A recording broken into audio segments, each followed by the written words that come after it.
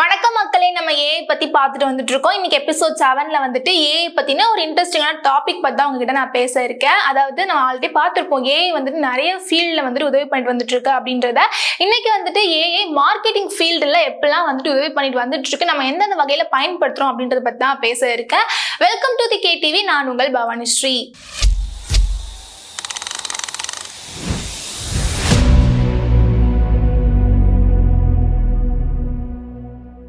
இதுக்கு முந்தின எபிசோட்ல பார்த்தோம் அப்படின்னா ஏஐயோட மித் என்ன, ரியாலிட்டி என்ன அப்படின்றத பத்தி நான் பேசியிருந்திருப்பேன். நீங்க அந்த வீடியோ பார்க்கணும் அப்படின்னு நினைச்சீங்கன்னா டிஸ்கிரிப்ஷன்ல லிங்க் இருக்கு, நீங்க போய் பார்க்கலாம். இன்னைக்கு வீடியோக்குள்ள நம்ம போகலாம். அதாவது நம்ம இன்னைக்கு பார்க்க போறது மார்க்கெட்டிங்ல ஏஐ எப்பெல்லாம் பயன்படுத்த போகுது அப்படின்றது தான். அதுக்கு முன்னாடி நம்ம மார்க்கெட்டிங்னா என்ன அப்படின்னு நம்ம தெரிஞ்சுக்கணும். மார்க்கெட்டிங் அப்படின்றது வந்துட்டு ஒரு கம்பெனியோ இல்லாட்டி ஒரு ஓனரோ வந்துட்டு அவரோட ஒரு ப்ராடக்ட்டை லாட் ஆஃப் பீப்புள் கிட்ட காமிக்கணும் அப்படின்றதுக்காக அது ஒரு மீடியம் மூலமா வந்து கொண்டு போவாங்க. அது வந்து அட்வர்டைஸ்மெண்டா கூட இருக்கலாம். இந்த மாதிரி கொண்டு போகிறதுக்காக யூஸ் பண்ணக்கூடியதான் வந்துட்டு மார்க்கெட்டிங். இன்னும் சிம்பிளா சொல்லணும்னா ஒரு ப்ராடக்ட்டை பீப்புள் கிட்ட கொண்டு போறதுதான் மார்க்கெட்டிங். இப்போ வந்து ஏஐ வந்து நம்ம எப்பெல்லாம் பயன்படுத்துறோம் அப்படின்னு பார்த்தோம்னா எல்லாமே வந்துட்டு ஏஐ ஆயிடுச்சு. அதாவது ஏஐ ஆப்ஸ் மூலமா இருக்கட்டும், டூல்ஸ் மூலமா இருக்கட்டும், நம்ம வந்து யூஸ் பண்ணிட்டு இருக்கோம். இப்போ இன்னொரு விஷயம் நான் சொல்றேன் பாருங்களேன். முன்னாடிலாம் மார்க்கெட்டிங் அப்படின்னு பார்த்தோம்னா ஒரு நிறைய பீப்புள்லாம் சேர்ந்து மீட்டிங் போடுவாங்க, டிஸ்கஷன் இருக்கும், இந்த மாதிரிலாம் இருந்துச்சு. ஆனால் இப்போ ஏஐ வந்ததுனால எல்லாமே ஏஐ பேஸ்டா, டேட்டா பேஸ்டா வந்து மாறிடுச்சு.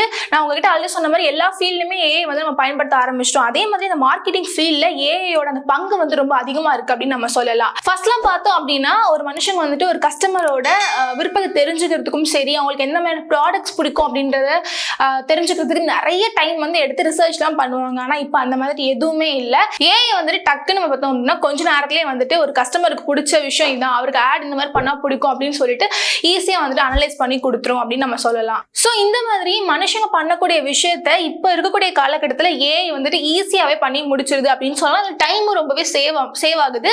அது மட்டும் இல்லாமல் அந்த கஸ்டமருக்கு பிடிச்ச மாதிரியான ப்ராடக்ட்ஸ் எல்லாமே வந்துட்டு ஈஸியா ஏஐ அனலைஸ் பண்ணிடு. அதனால மார்க்கெட்டிங்ல வந்துட்டு பார்த்தோம்னா ஏஐ வந்துட்டு இன்னுமே ரொம்ப ஸ்மார்ட்டா எஃபெக்டிவா வந்துட்டு ஒர்க் ஆகிட்டு இருக்கு அப்படின்னு நம்ம சொல்லலாம். ஃபர்ஸ்ட் நம்ம பார்க்க போறது மார்க்கெட்டிங்ல அட்வர்டைஸ்மெண்ட் டார்கெட்டிங் பத்தி தான் நம்ம வந்து பேச போறோம். அதாவது இப்போ வந்து நம்ம ஒரு ட்ரெஸ் பார்த்துட்டு இருக்கோம் அப்படின்னு வச்சுக்கோங்க, ஏதோ ஒரு ஆப்ல போய் பார்த்துட்டு இருக்கோம் அப்படின்னா அதுக்கப்புறம் கொஞ்ச நேரத்துலேயே பார்த்தோம்னா இன்ஸ்டாகிராமா இருக்கட்டும், யூடியூபா இருக்கட்டும், நம்ம பார்த்து அதே ட்ரெஸ் ப்ராடக்ட் வந்து திருப்பி வந்துட்டு நமக்கு சஜஷன்ல வந்துட்டே இருக்கும். என்ன தரையில பேசலாம், தரையில வருது லைவ் ரிலே கொஞ்சம் டிலே.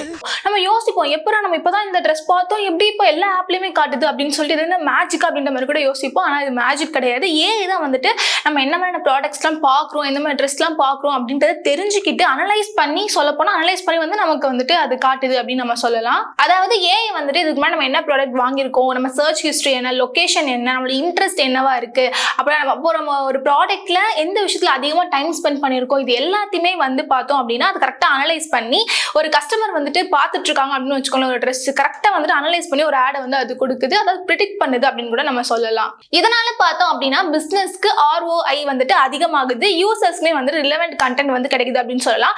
அதனால மார்க்கெட்டிங் இப்போ கெஸ் ஒர்க் இல்லாம ஸ்மார்ட் ஒர்க் ஆகிருக்கு அப்படின்னு கூட நம்ம சொல்லலாம். அடுத்து நம்ம மார்க்கெட்டிங்ல பார்க்க போறது கண்டென்ட் கிரியேஷன் தான். முன்னாடிலாம் பார்த்தோம் அப்படின்னா சோஷியல் மீடியாவில் போஸ்ட் எழுதுறதா இருக்கட்டும், அதுக்கப்புறம் கேப்ஷன் எழுதுறதா இருக்கட்டும், ஒரு கேம்பெயின் வந்துட்டு பண்ண போறோம் அப்படின்னா அதுக்கு தனியாவே பார்த்தோம்னா கிரியேட்டிவ் டீம் அப்படின்னு சொல்லிட்டு நிறைய பேர் ஒர்க் பண்ணிட்டு இருப்பாங்க. அதாவது காலையில நைட்டுன்னு சொல்லிட்டு விட்டு தூங்காம ரொம்ப எஃபர்ட் போட்டு ஒர்க் பண்ணிட்டு இருந்திருப்பாங்க. ஆனா இப்பெல்லாம் பார்த்தோம் அப்படின்னா ஏஐ ஆப்ஸா இருக்கக்கூடிய ChatGPT இருக்கட்டும், கேன்வா, ரன்அவே, இந்த மாதிரி நிறைய ஆப்ஸ் வந்துருச்சு. இது எல்லாமே பார்த்தோம் அப்படின்னா டக்குன்னு வந்துட்டு அந்த ஒர்க்கை வந்து ஈஸியா முடிச்சிருது, வேகமாக முடிச்சிருது. அதாவது அப்போ மனுஷன் வந்துட்டு எந்த அளவுக்கு டைம் ஸ்பெண்ட் பண்ணி நிறைய விஷயங்கள ஒரு டீமாலாம் இருந்து யோசிச்சாங்களோ அந்த விஷயத்தை இப்போ ஏஐ வந்துட்டு ஈஸியா பண்ணி முடிச்சிருது அப்படின்னு நம்ம சொல்லலாம்.